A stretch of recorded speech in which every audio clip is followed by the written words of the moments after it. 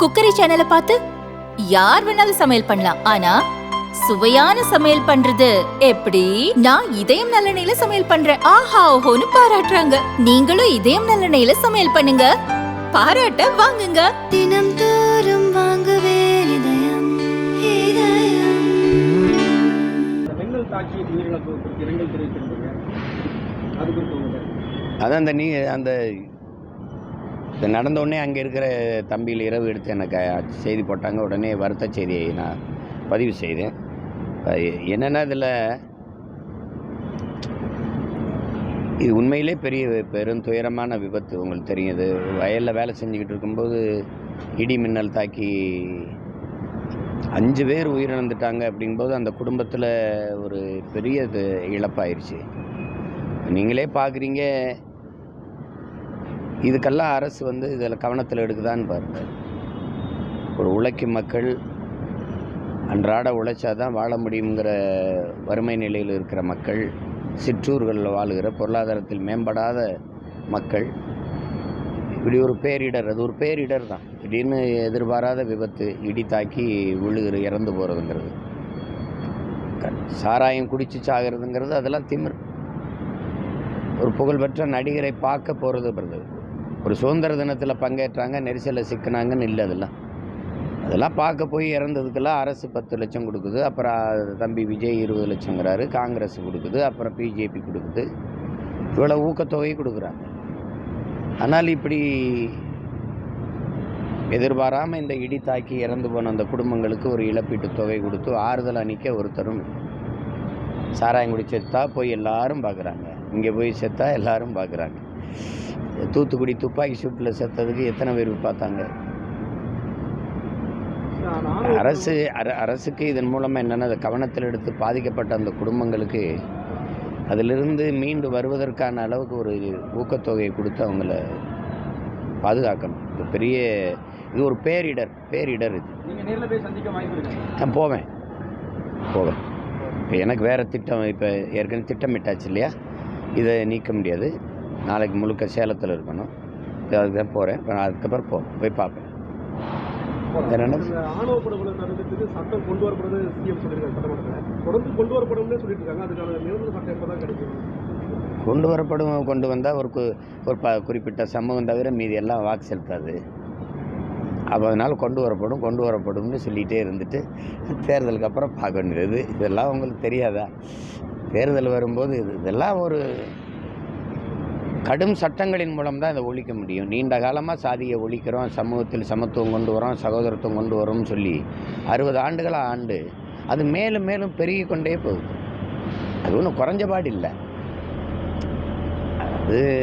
இது ஒரு சமூக அழுக்கு. அதை எல்லாரும் சேர்ந்து தான் துடைக்கணும். பார்ப்போம், கொண்டு வர்றாங்களா இல்லையான்னு பார்ப்போம். நன்றி.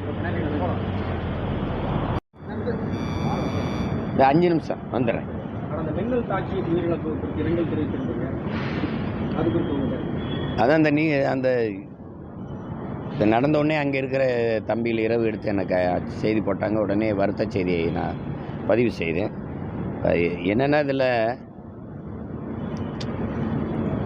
இது உண்மையிலே பெரும் துயரமான விபத்து. உங்களுக்கு தெரியும், இது வயலில் வேலை செஞ்சுக்கிட்டு இருக்கும்போது இடி மின்னல் தாக்கி 5 பேர் உயிரிழந்துட்டாங்க. அப்படிங்கும்போது அந்த குடும்பத்தில் ஒரு பெரிய இழப்பாயிருச்சு. நீங்களே பார்க்குறீங்க, இதுக்கெல்லாம் அரசு இதில் கவனத்தில் எடுக்குதான்னு பாருங்கள்.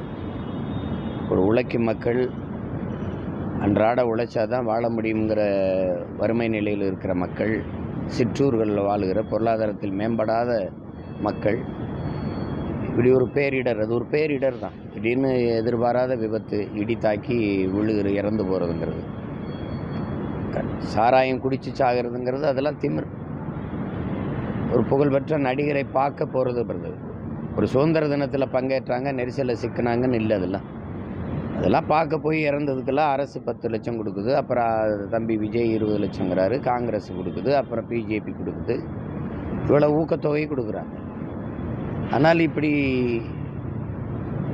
எதிர்பாராமல் இந்த இடி தாக்கி இறந்து போன அந்த குடும்பங்களுக்கு ஒரு இழப்பீட்டு தொகை கொடுத்து ஆறுதல் அளிக்க ஒருத்தரும். சாராயங்குடி செத்தா போய் எல்லாரும் பார்க்குறாங்க, இங்கே போய் செத்தா எல்லாரும் பார்க்குறாங்க. தூத்துக்குடி துப்பாக்கி சூட்டில் செத்ததுக்கு எத்தனை பேர் பார்த்தாங்க? அரசுக்கு இதன் மூலமாக என்னென்னா அதை கவனத்தில் எடுத்து பாதிக்கப்பட்ட அந்த குடும்பங்களுக்கு அதிலிருந்து மீண்டு வருவதற்கான அளவுக்கு ஒரு ஊக்கத்தொகையை கொடுத்து அவங்கள பாதுகாக்கணும். இது பெரிய இது ஒரு பேரிடர் இது. நீங்கள் நேரில் போய் சந்திக்க வாய்ப்பு இருக்கு? நான் போவேன். இப்போ எனக்கு வேறு திட்டம், இப்போ ஏற்கனவே திட்டமிட்டாச்சு இல்லையா, இதை நீக்க முடியாது. நாளைக்கு முழுக்க சேலத்தில் இருக்கணும். அதுக்கு தான் போகிறேன். அதுக்கப்புறம் போய் பார்ப்பேன்.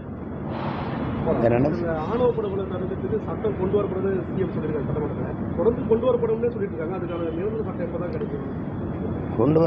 கொண்டு வந்தால் ஒரு குறிப்பிட்ட சமூகம் தவிர மீதி எல்லாம் வாக்கு செலுத்தாது. அப்போ அதனால் கொண்டு வரப்படும்னு சொல்லிகிட்டே இருந்துட்டு தேர்தலுக்கு அப்புறம் பார்க்க வேண்டியது. இதெல்லாம் உங்களுக்கு தெரியாதா? தேர்தல் வரும்போது இதெல்லாம் ஒரு கடும் சட்டங்களின் மூலம் தான் இதை ஒழிக்க முடியும். நீண்ட காலமாக சாதியை ஒழிக்கிறோம், சமூகத்தில் சமத்துவம் கொண்டு வரோம், சகோதரத்துவம் கொண்டு வரோம்னு சொல்லி 60 ஆண்டுகளாக ஆண்டு அது மேலும் மேலும் பெருகி கொண்டே போகுது. அது ஒன்றும் குறைஞ்சபாடு இல்லை. இது ஒரு சமூக அழுக்கு. அதை எல்லாரும் சேர்ந்து தான் துடைக்கணும். பார்ப்போம், கொண்டு வர்றாங்களா இல்லையான்னு பார்ப்போம். நன்றி. இந்த 5 நிமிஷம் வந்துடுறேன்.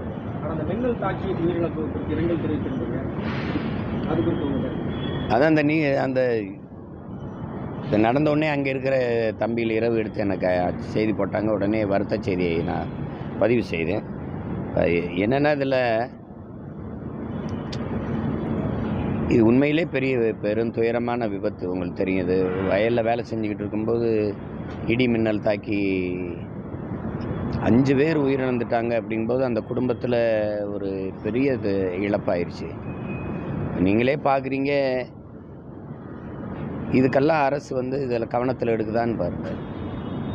ஒரு உழைக்கும் மக்கள் அன்றாட உழைச்சாதான் வாழ முடியுங்கிற வறுமை நிலையில் இருக்கிற மக்கள், சிற்றூர்களில் வாழுகிற பொருளாதாரத்தில் மேம்படாத மக்கள், இப்படி ஒரு பேரிடர், அது ஒரு பேரிடர் தான். திடீர்னு எதிர்பாராத விபத்து, இடி தாக்கி இறந்து போகிறதுங்கிறது, சாராயம் குடிச்சு சாகிறதுங்கிறது, அதெல்லாம் திமிர். ஒரு புகழ்பெற்ற நடிகரை பார்க்க போகிறது, ஒரு சுதந்திர தினத்தில் பங்கேற்றாங்க, நெரிசலில் சிக்கினாங்கன்னு இல்லை. அதெல்லாம் பார்க்க போய் இறந்ததுக்கெல்லாம் அரசு 10 லட்சம் கொடுக்குது. அப்புறம் தம்பி விஜய் 20 லட்சங்கிறாரு, காங்கிரஸ் கொடுக்குது, அப்புறம் பிஜேபி கொடுக்குது. இவ்வளோ ஊக்கத்தொகை கொடுக்குறாங்க. ஆனால் இப்படி எதிர்பாராமல் இந்த இடி தாக்கி இறந்து போன அந்த குடும்பங்களுக்கு ஒரு இழப்பீட்டு தொகை கொடுத்து ஆறுதல் அளிக்க ஒருத்தரும், சாராயம் குடி செத்தா போய் எல்லாரும் பார்க்குறாங்க, இங்கே போய் செத்தா எல்லாரும் பார்க்குறாங்க. தூத்துக்குடி துப்பாக்கி சூட்டில் செத்ததுக்கு எத்தனை பேர் பார்த்தாங்க? அரசுக்கு இதன் மூலமாக என்னென்னா அதை கவனத்தில் எடுத்து பாதிக்கப்பட்ட அந்த குடும்பங்களுக்கு அதிலிருந்து மீண்டு வருவதற்கான அளவுக்கு ஒரு ஊக்கத்தொகையை கொடுத்து அவங்கள பாதுகாக்கணும். இது ஒரு பேரிடர் இது. நீங்கள் நேரில் போய் சந்திக்க வாய்ப்பு இருக்கு? நான் போவேன். இப்போ எனக்கு வேறு திட்டம், இப்போ ஏற்கனவே திட்டமிட்டாச்சு இல்லையா, இதை நீக்க முடியாது. நாளைக்கு முழுக்க சேலத்தில் இருக்கணும். அதுக்கு தான் போகிறேன். அதுக்கப்புறம் போய் பார்ப்பேன். ஆணவ படுகொலை தடுக்கிறதுக்கு சட்டம் கொண்டு வரப்படுறது சிஎம் சொல்லியிருக்காங்க சட்டமன்றத்தில். தொடர்ந்து கொண்டு வரப்படும்னு சொல்லிட்டு இருக்காங்க. அதுக்கான நிரந்தர சட்டம் எப்போ தான் கிடைக்கும்? கொண்டு வந்தால் ஒரு குறிப்பிட்ட சமூகம் தவிர மீதி எல்லாம் வாக்கு செலுத்தாது. அப்போ அதனால் கொண்டு வரப்படும்னு சொல்லிகிட்டே இருந்துட்டு தேர்தலுக்கு அப்புறம் பார்க்க வேண்டியது. இதெல்லாம் உங்களுக்கு தெரியாதா? தேர்தல் வரும்போது இதெல்லாம் ஒரு கடும் சட்டங்களின் மூலம் தான் இதை ஒழிக்க முடியும். நீண்ட காலமாக சாதியை ஒழிக்கிறோம், சமூகத்தில் சமத்துவம் கொண்டு வரோம், சகோதரத்துவம் கொண்டு வரோம்னு சொல்லி 60 ஆண்டுகளாக ஆண்டு அது மேலும் மேலும் பெருகி கொண்டே போகுது. அது ஒன்றும் குறைஞ்சபாடு இல்லை. இது ஒரு சமூக அழுக்கு. அதை எல்லாரும் சேர்ந்து தான் துடைக்கணும். பார்ப்போம், கொண்டு வர்றாங்களா இல்லையான்னு பார்ப்போம்.